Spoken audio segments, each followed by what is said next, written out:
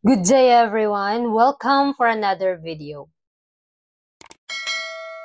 Sa oras na ito, ating pag-aaralan ang Messages to Young People, page 96, entitled, Ang Diyos ay Makatarungan.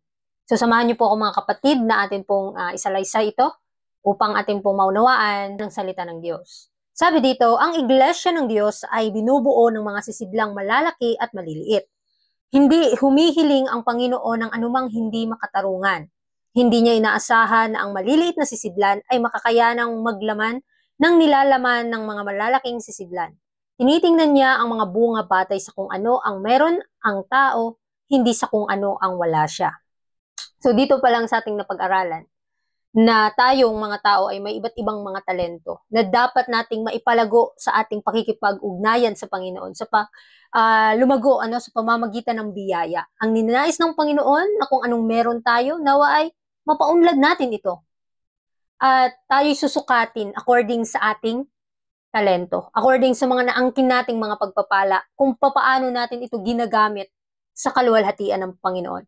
Dahil marami ngayong nagiging pabaya sa kanilang mga hiram na mga talento.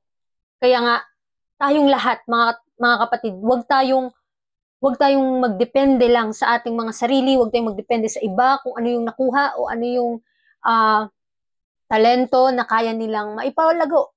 Dahil may kanya-kanya tayong standard na dapat nating angkinin o dapat nating maipalago. Kaya nga, bawat isa sa atin na may kanya-kanyang mga talento, bawat isa sa atin may kanya-kanya din tayong pagsisikap at paglago kung paano natin ito mapaunlad. At sinasabi sa ating sa salita ng Panginoon, tinitingnan ni Kristo, tinitingnan ng Panginoon ang mga bunga batay sa kung ano ang meron sa tao. Kaya kung ano ang meron sa kanya, kung magaling siyang umawit, ngunit hindi siya magaling magsalita, that's a talent, mga kapatid. Kasi lahat ng mga bagay natututunan naman. Pero hindi tayo sabay-sabay na nakakaangkin.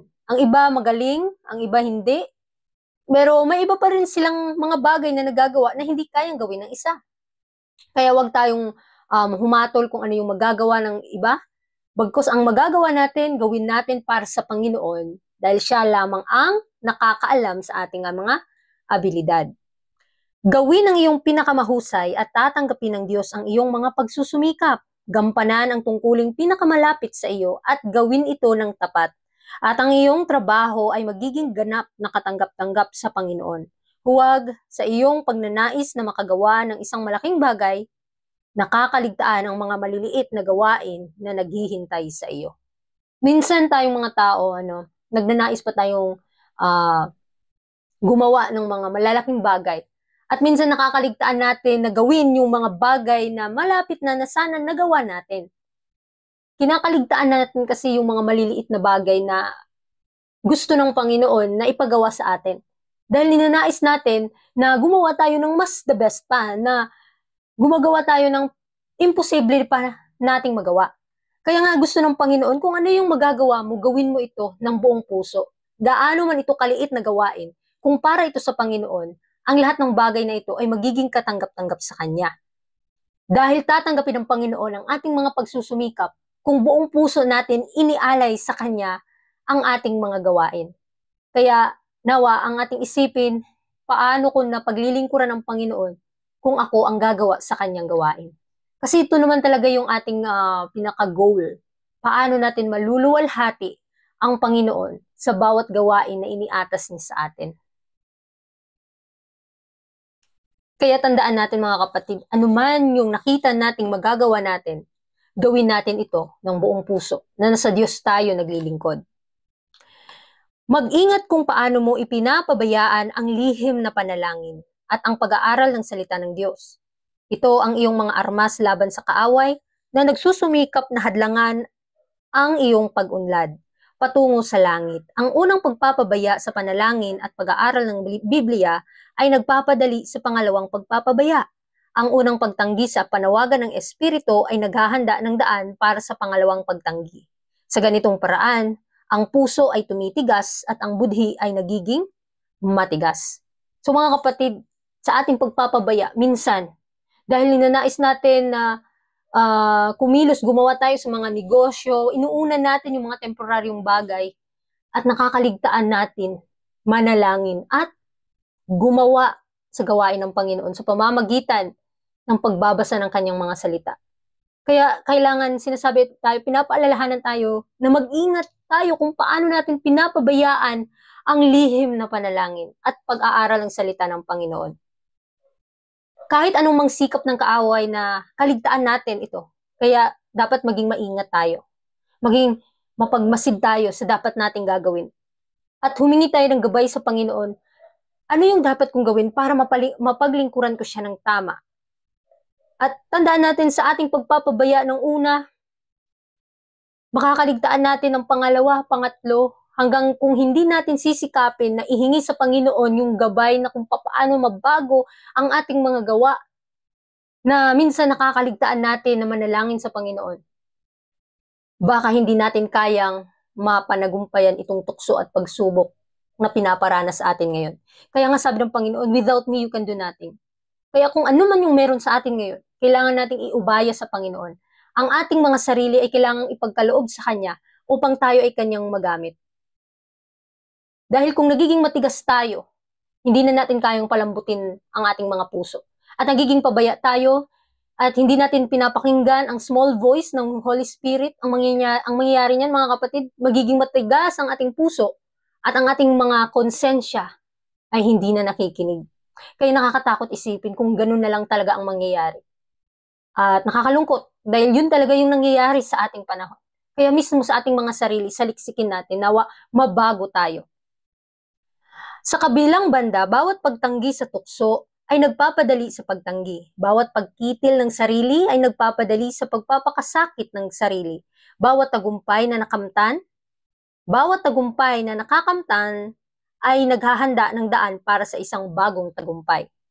So ito naman din yung kabaliktaran sa mga hindi nais na makipagkaloob sa Panginoon. Kapag hindi na tayo natin tinatanggihan yung mga Kapag tinanggihan natin ang bulong ng banal na espiritu, patuloy yan, mahirap mapanagumpayan. Ngunit kapag nakapanagumpay tayo sa maliliit na bagay, ihingi natin sa Panginoon gaano man ito kaliit na pagsubok o malaking pagsubok, kapag ipinagkaloob natin sa Panginoon ang ating mga sarili, una, pangalawa, makakapanagumpay tayo. Pangatlo, pang-apat, mas makakapanagumpay tayo. Dahil sa una, sa maliliit na bagay mga kapatid, kapag naging tapat tayo, lalago tayo sa biyaya, lalago ang ating pananampalataya. Kaya nais ng Panginoon sa atin na anuman yung ating pinagdadaanan sa gaano kaliit na pagsubok, ay nawa ipagkaloob natin sa Kanya ang ating mga sarili upang tayo ay Kanyang magabayan. Bawat pagtanggi sa tukso, bawat pagpapakasakit ng sarili, bawat tagumpay laban sa kasalanan ay isang binhing itinitapon para sa buhay na walang hanggan. Bawat hindi makasariling gawain ay nagbibigay ng bagong lakas sa espiritualidad. Walang sinuman ang maaaring magsikap na maging katulad ni Kristo nang hindi magiging mas marangal at mas tapat. So lahat tayo mga kapatid, ninanais natin na maging katulad tayo ni Kristo. Ngunit wala tayong kalakasan sa ating mga sarili. Hindi natin maaangkin ito mga kapatid kung nagsalig o nagtitiwala lang tayo sa ating mga sariling kakayahan. Kaya pakatandaan natin na ang Panginoon po ang naglaan sa atin ng tagumpay at siya dapat ang mangunang gumawa sa ating mga gawain. Kaya nawa sa ating pag-aaral, matuto tayong tanggihan ang mga tukso, tanggihan ang mga pakana ng kaaway na minsan kasi nadadivert yung isip natin sa mga makamundong bagay. Pero ninanais ng Panginoon na mabago tayo, na ang ating isipan ay mabago tungo sa kabanalan, tungo sa katwiran, tungo sa katotohanan. At ang ating buhay may papakita natin na may kadalisayan. At sa ating pag-aaral ngayon, mga kapatid, nawa, ang ating buhay ngayon ay maging dakilang halimbawa sa mga taong nasa ating paligid. Dahil tandaan natin, susukatin tayo ng Panginoon according sa mga nagawa natin sa ating mga sarili. According kung nagampanan po ba natin ang ating tungkulin para sa kanyang gawain, especially kung papaano natin napaparangalan, napapalugod ang Panginoon sa araw-araw nating mga gawa. Kaya nga ang Diyos ay makatarungan.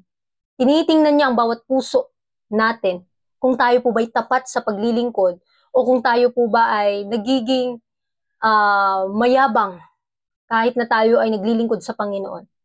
Kaya nawa ang ating pag-aaral ngayon ay hindi natin makalimutan araw at gabi, pagmuni-munihin natin ang kanyang mga salita na ang Iglesia ng Diyos ay pinagkulooban, ang mismo ang kanyang bayan, tayong lahat na nakakaalam ng katotohanan, pinagkalooban ng iba't ibang talento na magagamit sa kanyang gawain. At tayo'y hahatulan according din sa ating nagawa. According sa ating nagawa para sa kanyang gawain. Hindi yung kung gaano ka kabilis o gaano ka kabagal gumawa, kundi paano ka naging tapat sa maliliit na bagay at paano mo mapaglingkuran o paano natin napalulugod ang Panginoon, paano natin siya napapasaya sa araw-araw nating gawain. Kaya muli maraming salamat sa inyong pakikinig and God bless.